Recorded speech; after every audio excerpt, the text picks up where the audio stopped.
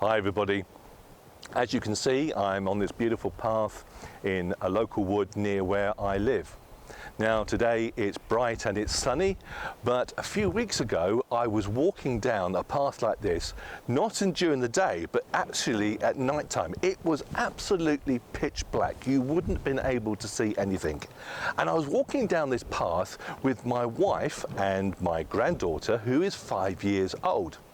Now, this probably sounds quite a strange thing to walk down a dark path with my granddaughter, my wife, in the pitch black, but I was showing off. I wanted to show my granddaughter my latest gizmo. For Christmas and birthday, I got one of these night scope binoculars, which allow you to see everything in the pitch black. So you switch it on and there's an infrared light, and with these binoculars, even if it was pitch black, we would be able to see right up to the end of the path there. Admittedly, it would be in black and white, but you still would be able to see everything. Now, we were walking along this path. It had been raining, it was really horrible and muddy, and to be quite honest, I think my granddaughter was starting to get a little bit anxious about being in such a dark place. So I handed her my binoculars and switched them on, and she was able to look down the screen. And all of a sudden, what was pitch black was now really bright. She could see all the detail along this path.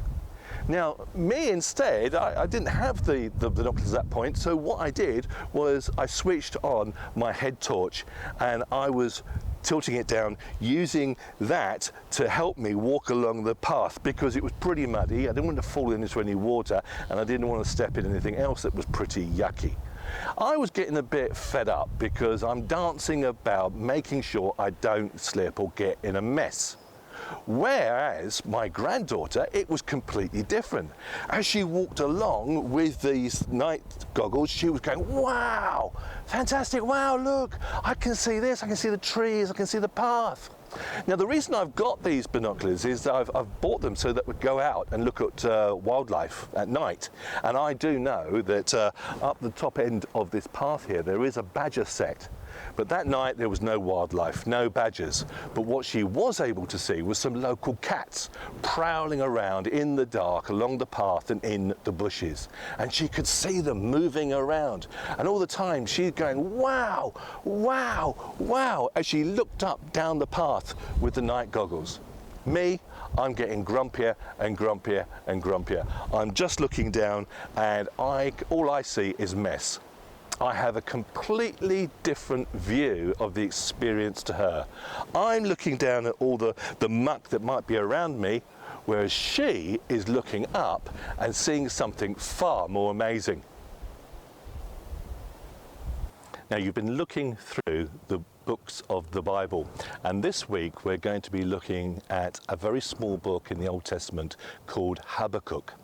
Habakkuk was a prophet, which meant he had a special job. He was kind of God's messenger. Now, in Habakkuk's time, things were appalling in his country, Israel. People were doing evil, they were cruel, they were mean, they were robbing each other, there was injustice, and the rich just abused the poor all the time. So what Habakkuk did was he knelt down and he prayed and he complained to God. God, where are you? Can you not see what is going on? God, come and do something. Sort out these people. Sort out this mess. Well, the reply that Habakkuk got from God was not what he's expecting. God said to Habakkuk, listen and be amazed about what I'm about to do. I have seen all the evil in the land, and I am going to come and judge.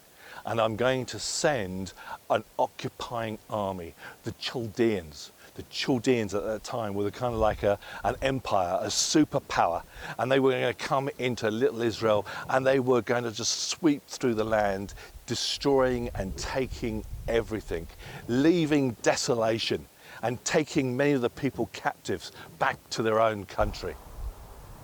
Well, that wasn't the answer that Habakkuk was looking for. And his next complaint, his next prayer, could probably be summed up with one word. What? What was God doing? Things were bad enough as it were, with all everyone being cruel and mean to each other. Now you're going to send this army to come and devastate us? They're cruel in themselves. They'll just wreck everything. And they're so proud. God, what are you doing? They will think to themselves that they've done this by their own skill, their own might, and they think that the God of Israel is weak. What are you doing, God? This time, God said something that was maybe a little bit more comforting. He said to Habakkuk, yes, I know. I know that they're going to come, and they're going to come with pride and arrogance and think that they are so powerful, not realizing that it's me that has given them this success. I will see their cruelty, and in turn, Israel is going to be punished, and then the Chaldeans. I will bring peace. I will restore justice once more to the country of Israel. Now, as soon as Habakkuk heard this, I think something changed in him. He realized that God actually was in charge, that God's greatness would get them through. And instead of looking down at the mess that was all around him and what was about to happen, he went out onto the city walls and he prayed again. And this time he was looking up, because he knew that he could trust God no matter what. And here is what he said: though the fig tree should not blossom, nor the fruit be on the vines, the produce of the olive fail, and the fields yield no food, the flock be cut off from the fold, and there be no herds in the stall, yet I will rejoice in the Lord.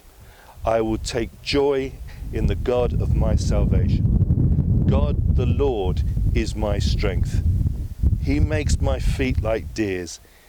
He makes me tread on high places. And there's a little footnote at the end of this book. It says, to the choirmaster, sing this to stringed instruments. Now, that is quite an amazing thing. All that Habakkuk can see around him when he looks down is violence and corruption.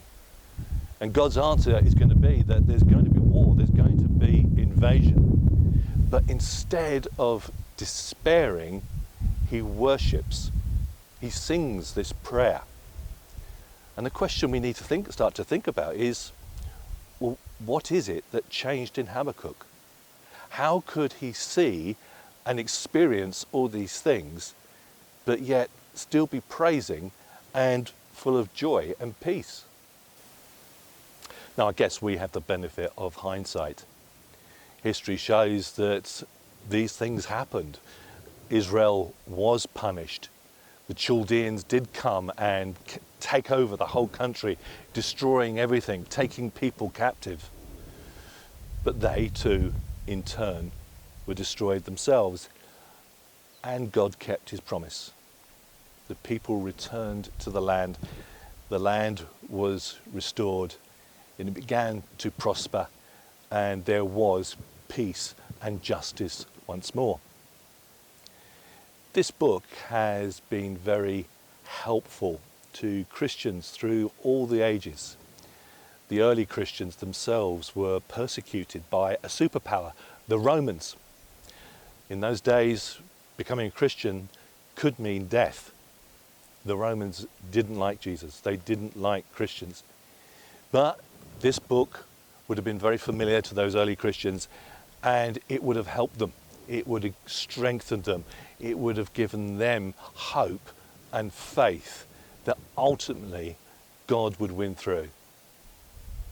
The Romans wouldn't be the winner.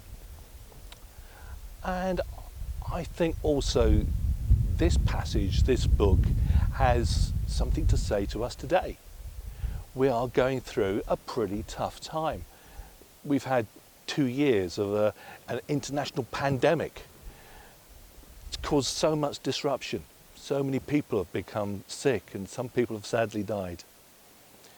We have seen again and again on the news that we as human beings, we are wrecking the environment. It's being spoilt, it's being destroyed. Again, I think that causes us a lot of worry, that causes us a lot of concern. What is going to happen? And then sadly also when we look in the news, we see so much war, so much conflict in Europe and around the world. And again, we must be asking ourselves, how is this mess going to be sorted out? How is peace and justice going to be restored?